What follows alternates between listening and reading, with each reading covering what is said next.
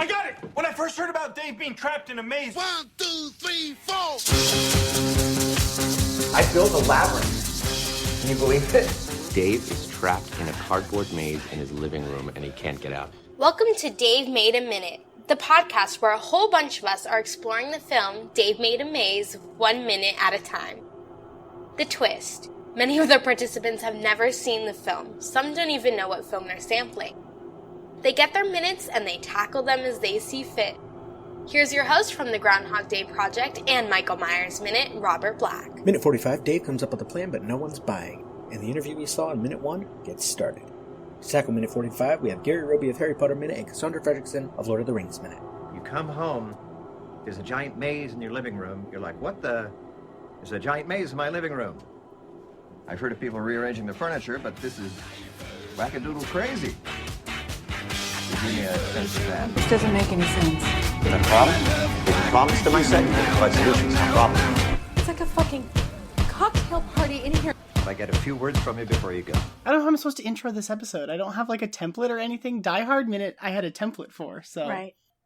I think the show's Dave Made a Maze, so where's my notes? Is it Dave Made a Minute? Oh, Dave Made a Minute, yes. Haha. I'm not even on here and I'm fucking... That's gotta be. Well, this is all I'm recording for them either. Oh, can we swear? That's a very good... I guess we'll find out. I did not get any restrictions or anything. Because the character swears. Yeah. So, yeah. All right. I don't see a problem with that. That's what I hated about Die Hard Minute. Yeah. Yeah. Yeah, literally the only thing I have in conversation with Robert is the links to these minutes. Because I think he was just taking volunteers and he just shot me 4. Huh. Okay. So, I don't have any restrictions or nothing. We're just gonna do this. Gonna wing it. God, okay. Welcome everybody to Dave Made a Minute. I'm Gary Roby from Harry Potter Minute. And I'm Cassandra Fredrickson from Lord of the Rings Minute. And I feel like I have very little guidance here. We're just gonna wing it this week. That's fine. We're talking about minute 45 of Dave Made a Maze. Actually, before we even do the minute specifics, I think I might be one of the few hosts that has seen this movie, but it's been a long time. But I'm just dragging you in blind with me this week, Cassandra, yep. So I'm happy for you to be here. I appreciate it. I don't know. I appreciate it. Because you sent me the minutes and I literally texted you. I was like, what the F am I watching? Uh-huh. Well, it's fun. So we're talking about minute 45, which starts with Dave giving a very impassioned speech about, defeating the Minotaur and finding their way out of the maze. They've gotten lost. I particularly like the fact that this is just very much the, Greek labyrinth.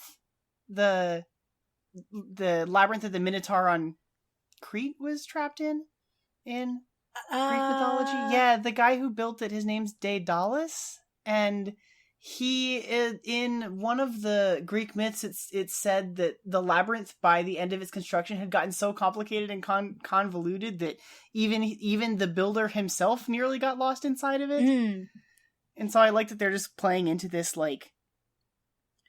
we don't ever see it in our minutes from the outside, but it looks like just a little, cardboard fort in the middle of his living room. But now it's so big and ridiculous on the inside that they're trapped. So, because you've seen this movie before. Is this, yes. There's an enter sign. Is that the entrance to the maze? Or are they, this interview team just is lost in here with him? So the movie starts with him being the only one inside the maze. We view it from his girlfriend's perspective from the outside, and he's telling them, don't come in. He himself has gotten lost. He's gonna figure this out.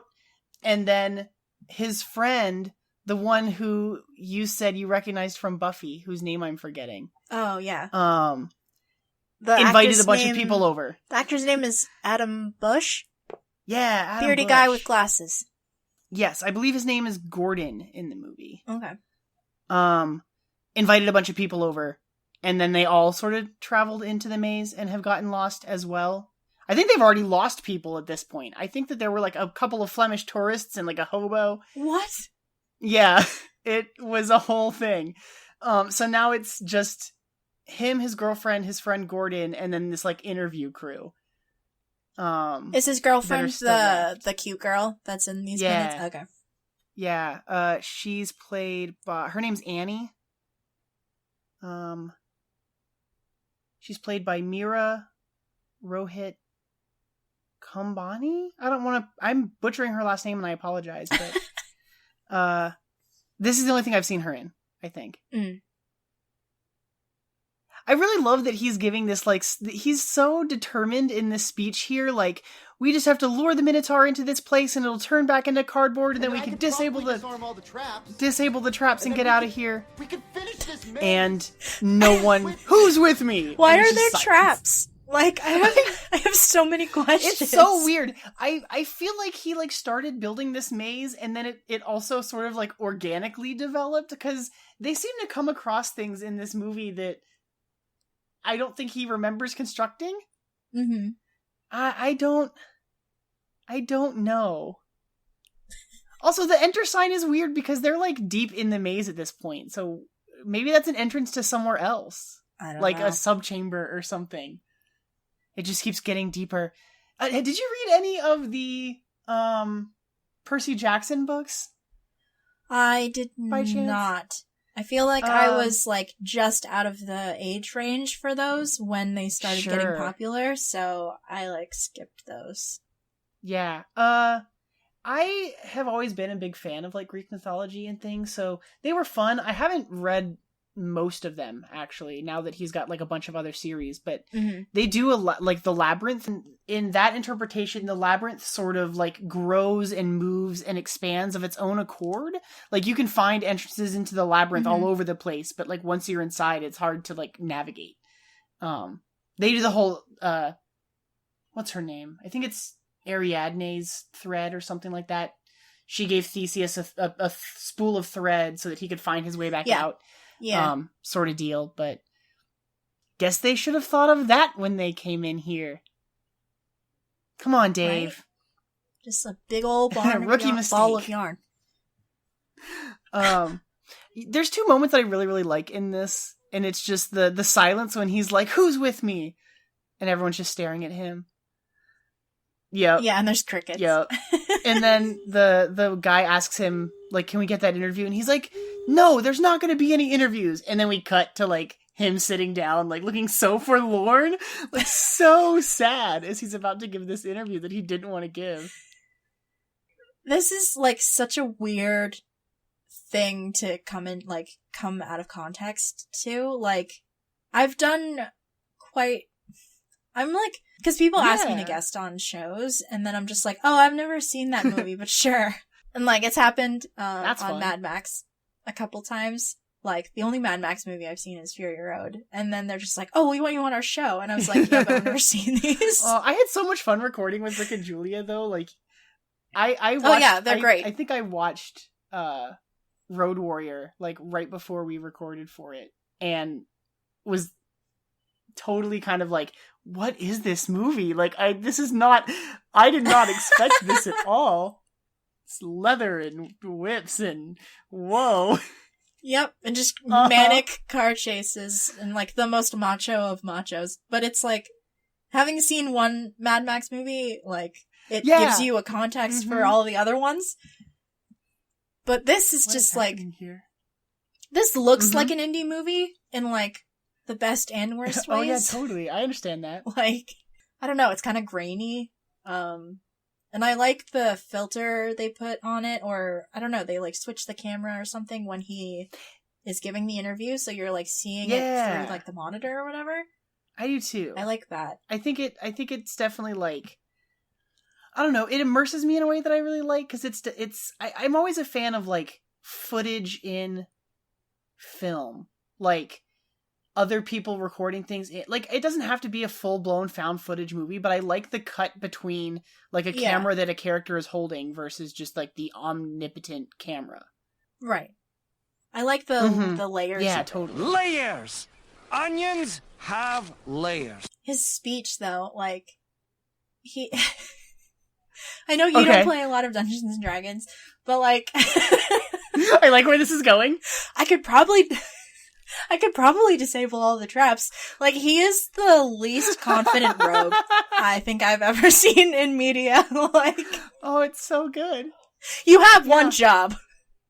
And like, I don't know, it's like a really stereotypical, like we're rallying the troops, we're gonna do this. This is like the third act, like we're gonna push into the triumphant whatever, and then it just undercuts it by like silence. I don't know. It's very silly. Yeah, I like the playfulness here. And I think it's good. He mentions during the interview in the next couple minutes about like he may be responsible for the deaths of some people. And so I think that this is definitely a like, well, we're gonna lighten the mood a little bit because something terrible just happened before this. It's been a long time since I watched this movie, so I don't remember exactly. We'll talk about that, I guess. Yeah, we'll get there. Oh my gosh. I like he's so like passive and so like uncertain. Like even when he's giving the interview, the interviewer's telling him, like, tell me why you made the maze, and he's like, 'cause I wanted to make something. Make something. Yeah. Just something. I mean, I get that desire to just want to like be productive with whatever my day is. He chose a weird thing to do with his time. We'll get into that, I guess, too. You could have taken up like a different hobby, like maybe like, I don't know, knitting or where did he get all this cardboard? Like, baking, right? Like, that's so funny. It's so I've never like built a cardboard like fort, like house or whatever, but not out of cardboard. What? Me and my sisters used to take like the chairs from the dinner table and hang blankets over and do like that whole thing. But I've never done it out of cardboard. That feels very like Calvin and Hobbes to me. Mm-hmm. It's like super old school. Totally. I don't know. We used to make like rocket ships and stuff out of big cardboard boxes, like the refrigerator size ones. That was cool. No, I've never done anything like that. Yeah, I was all about that. Pillow fort life. Pillow forts. Pillow forts would be very soundproof. Maybe I should make a pillow fort to record in next time. Have you? Oh yeah, that's true. Just like a cocoon of warmth. Yeah, it'd be so good. Have you seen Community? No, I know of it, but I haven't actually watched it. Okay, so there is a whole episode, now that I'm thinking about pillow forts, that sweet. It's like a Civil War style documentary, not Marvel, like the American Civil War. There's like an documentary about that. I hate that I have to specify. And then Bucky Bars. It's just Joel McHale with like crazy eyeliner. But there's like a whole like American Civil War style documentary, two-parter. Annie Edison provides humanitarian relief for both sides. Her text conversations with Jeff Winger give us a glimpse beneath the cushions of war to the lost pennies and grody Q-tips of war's emotional toll. Jeff, heard from one of Troy's soldiers about a speech you gave to troops at the blanket fort. Wish this war could be over, but proud of you for taking a stance. Text message, Annie Edison. Thank you, Annie. I'm proud of you too, and of us all. Also wish the nightmare would end, but using what I'm given to give what I can. Jeff Winger. Jeff, just heard from one of Abed's soldiers that you gave an identical speech to troops at Pillowtown. WTF, sad face, special icon of a downward thumb. Annie, okay, you caught me. I prefer war to homework.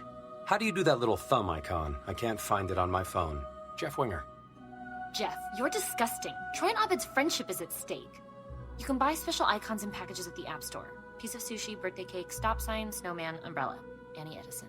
And there's like a giant pillow fort like maze, and it has like different districts. Like they like all the clubs and stuff, like all the people in the community college are just like adding to this pillow fort, and so it's kind of like this, but it's I don't know. I love Community. At least the first 3 seasons. I haven't seen the back half of the show, but like Community is worth the watch, honestly. I'll have to check it out. Oh, it's so Get my funny. hands on it somehow. Oh, I love the idea of like, just like mazes and like things like that in general, just like putting something together and it getting sort of out of hand. Mm-hmm. It's pretty fun. Well, a maze in itself is like kind of like a controlled chaos sort of thing. Yeah, totally. Like, you are in the confines of this space, but whatever happens in this space, like, is built to mislead and, like, I don't know. Like, there's no logic to a maze. Yeah, absolutely. I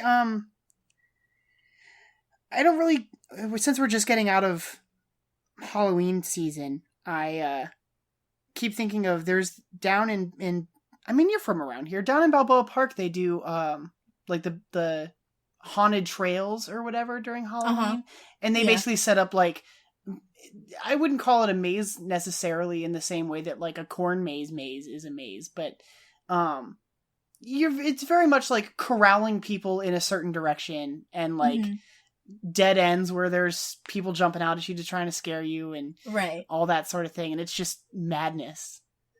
I always associate, there's something horrifying about mazes to me. Like, not even if it doesn't even have to be like the haunted trail thing, but just the idea of like getting lost and not being able to like find your way back out. Mm-hmm. I know, that's why like there's a corn maze that gets set up like on the outskirts of the town that I live in now, and it's like a legit, like it's on a farm. It's like legit corn. And the idea of that is scary to me because, I don't know, I read like stupid like American Gothic like creepypasta about like the Midwest and like the lights in the corn and like all that stuff. Because reading it is different than like watching it on screen. Because I'm just totally. Okay, I have control of this narrative. I can just like close the window. Close the book. Yeah. I'm the same way. I don't watch a whole lot of horror stuff. I've been doing more because of the holiday, but it's usually not my jam. Mm-hmm. But I've read like, I've definitely gone down like the Wikipedia holes about cryptids and like demons and things, and I have I've bought a handful of like horror novels, be it Stephen King or whoever else, but like it's so easy to just be like, I'm just like done with this for now. You want to put the book in the freezer? Okay. Yeah. But yeah, like I don't enjoy being scared. Like that moment when someone jumps out at you when you're in like a haunted mansion or something. Like, no, like I don't find that adrenaline rush fun like a lot of people seem to. Yeah. And so like even if it is just a straight up like corn maze, like there's nothing inside, like nothing's going to happen, but my brain's still gonna go there. Like that mindset just becomes very pervasive in a way. I don't know. I feel like even just like in this maze, like in this movie, if like I feel like it'd be very claustrophobic. Yeah. I don't like I don't think I have like straight up claustrophobia, but I don't like being in a space that I have no control over. Yeah. Which I think is like, I don't know, might be like a different issue, but like, but a maze is like the embodiment of that. So I'm just like, I'm not about that life. It's fine. Yeah. Just like, okay, now you're lost. Like the goal is to get lost and then find your way through. No, thank you. The first time I hit a dead end, I'd be like, well, fuck this. We must starve. To quote Gollum. On brand. There's like something so universal about a maze. Like I'm thinking about like in our like movies by minutes thing. Oh sure. Like I mean, there's the Triwizard Tournament task for you, and then I'm like, is there a maze? And I'm just like, the Dead Marshes kind of maybe, but I don't know. I think the idea of a maze resonates with people, and I'm not entirely sure why that is. Maybe it is trying to capture that feeling of just like helplessness. Of, you know, even if you think you're making the right choice, you could still come around that corner and find a blank wall.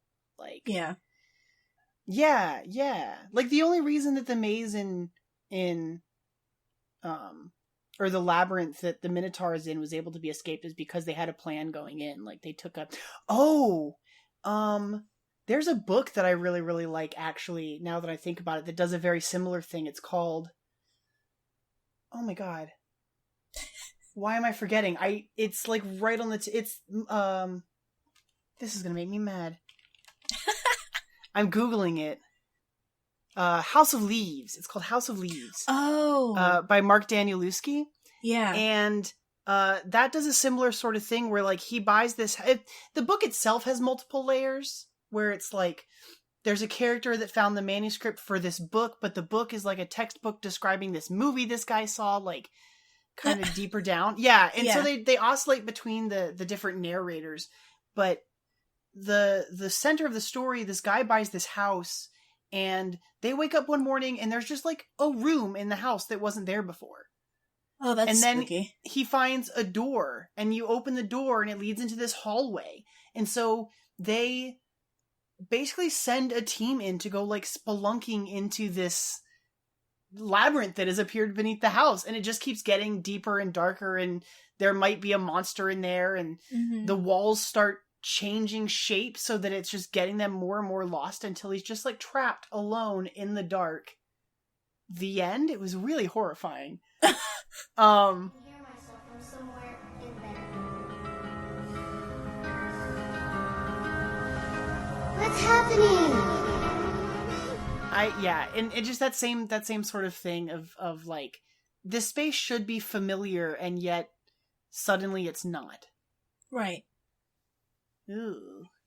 No. Well, that's what good like horror does, is like take a familiar, at least the kind of horror that I find palatable, I guess. Sure. Like I don't actively seek it out, but like it takes the familiar and makes it unfamiliar in different ways. And like, I don't know, I'm gonna be even more on brand because I also host a Doctor Who podcast, but like, yes, I like Stephen Moffat, one of the showrunners in the past, which is a weird thing to say. He was really good at that, at like taking the familiar and turning it into like a weird, crazy alien monster thing. Yeah, totally. And that honestly reminds me of like the first episode of the 11th Doctor, where like this little girl's living in this house and then all of a sudden there's like a room that she doesn't remember because there's like crazy space stuff happening. But just the idea of living in a space for so long, like your whole life basically, and then just not realizing that there's another room, like an entire room in this house, is really scary. Wibbly wobbly timey wimey. Do you know what the crack is? What? It's a crack. Well, this is also like the Coraline thing. Like she finds the little door in the house that like leads her to her other family. Yeah. Like, ooh.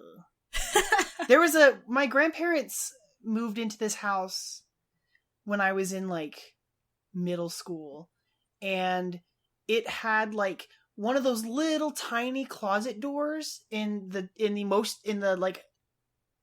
room above their garage, like the uppermost floor of the house, that like I think led into the attic, but I never opened that door. I was so afraid to like know what was behind that door. I know.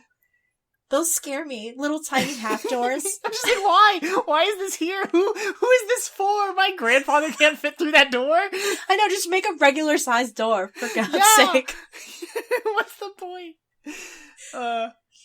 It always scared me. And like, because it was attached to the attic, on nights where it was like storming or pretty windy, the door would rattle.